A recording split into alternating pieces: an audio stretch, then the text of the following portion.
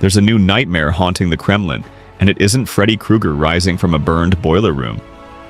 This one is smaller, faster, and designed not for horror movies, but for hunting Russian drones out of the sky. It's called the Krueger 100, along with its upgraded sibling, the Krueger 100 XR, and both have the potential to quietly shift the balance of drone warfare in Ukraine's favor. Built by the Swedish startup Nordic Air Defense, this new family of mini-interceptors was engineered with one mission in mind: defeat drones cheaply, reliably, and at scale. The drone problem that no country can ignore. The war in Ukraine has transformed the sky into a swarm of buzzing machines. Every day, thousands of small reconnaissance drones, FPV kamikaze aircraft, and loitering munitions crisscross the front lines. They spot targets, adjust artillery fire, drop explosives, and disrupt logistics. These aircraft fall into several categories, from tiny handheld quadcopters to large tactical UAVs. The smallest ones, Group 1 drones, fly low, weigh almost nothing, and are so quiet that soldiers often don't hear them until it's too late. Group 2 drones offer longer range and endurance, while Group 3 drones, like Russia's Orlan 10 and Guran 2, operate at much higher altitudes and play a decisive role in Russian attacks. The Orlan 10 is particularly notorious. With its long endurance and altitude capability, it provides Russia with real-time surveillance that guides artillery strikes with deadly precision. Meanwhile, the Guran 2 loitering munition, the infamous flying lawnmower, screams into Ukrainian cities almost every night, aiming for power stations, transformers, and infrastructure. Without these eyes in the sky, much of Russia's bombardment would collapse. The challenge is not only the damage these drones cause, but the sheer volume of them.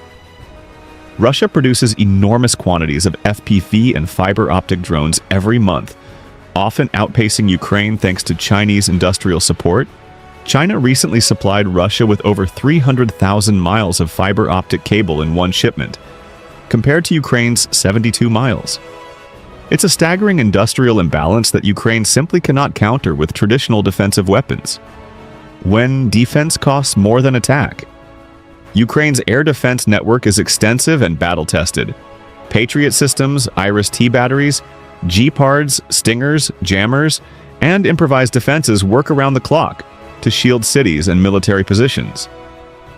But every system has a limit, and the most painful one is financial. A Geran drone may cost Russia anywhere between $30,000 and $100,000, depending on the batch. The Orlan 10 averages around $100,000. Those numbers seem large until you compare them to the price of shooting them down. A single Iris-T interceptor costs about $450,000. A Patriot PAC-3 interceptor? Nearly $3.7 million. Even a portable Stinger round is roughly $480,000. Firing $500,000 missiles at cheap drones is a losing economic equation. Even when Ukraine shoots down 90% of a swarm, the remaining 10% can still hit power plants and fuel depots and cause millions and damage. Russia, meanwhile, keeps producing drones at a relentless pace. Thousands each month, with production costs dropping as factories scale up. NATO leaders have publicly acknowledged the absurdity of this economic mismatch. It's not sustainable to defend your infrastructure with weapons that cost 50 or 100 times more than the incoming threat. That is the exact problem the Krueger was designed to solve. Small, fast, and shockingly inexpensive.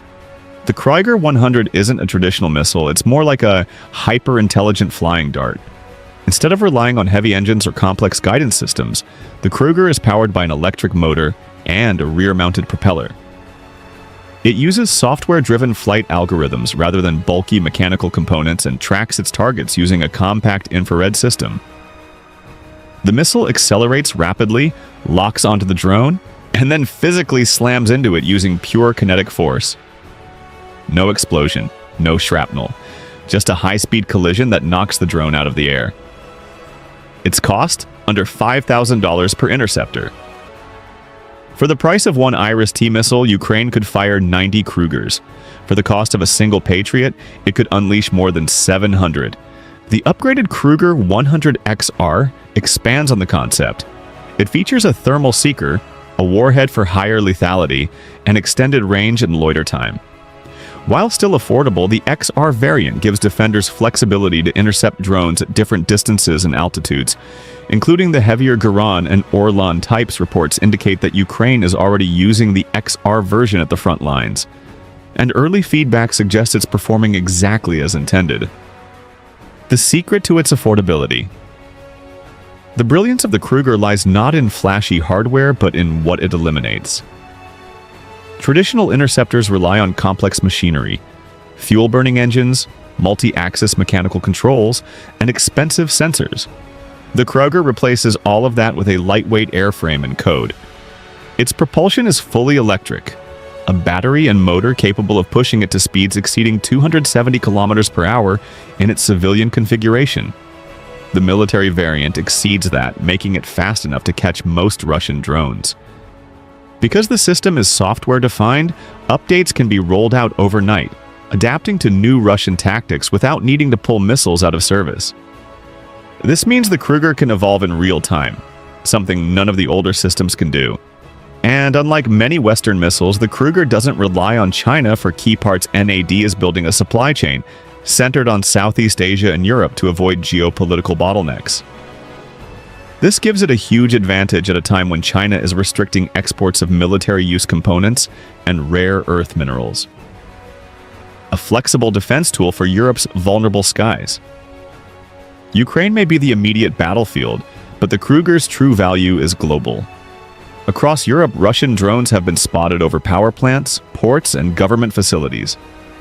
Sweden has had multiple mysterious drone incursions that raised national alarm. The Baltic states, positioned directly across from Russia, need affordable defenses that can be deployed quickly and in large numbers. The Krueger can be launched from virtually anything, a handheld launcher resembling a large rifle, a shoulder-mounted cannon, a crate with multiple projectiles, a vehicle-mounted pod for rapid firing. Instead of building billion-dollar air defense systems that protect only a small radius, countries could blanket entire regions with hundreds of low-cost interceptors. This shifts the balance of drone warfare by making defense scalable for the first time.